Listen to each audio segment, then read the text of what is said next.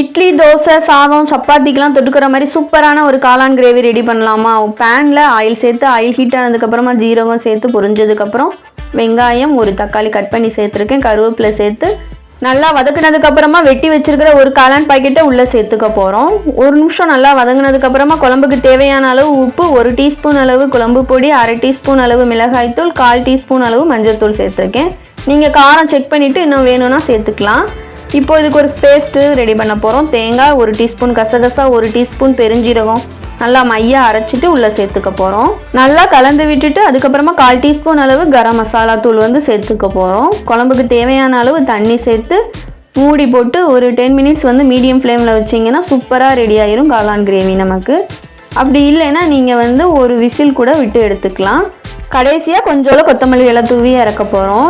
இதை ஒரு 5 மினிட்ஸ் வச்சுருந்துட்டு அப்புறம் ஓப்பன் பண்ணி பார்த்தீங்கன்னா சூப்பரான கிரேவி ரெடி.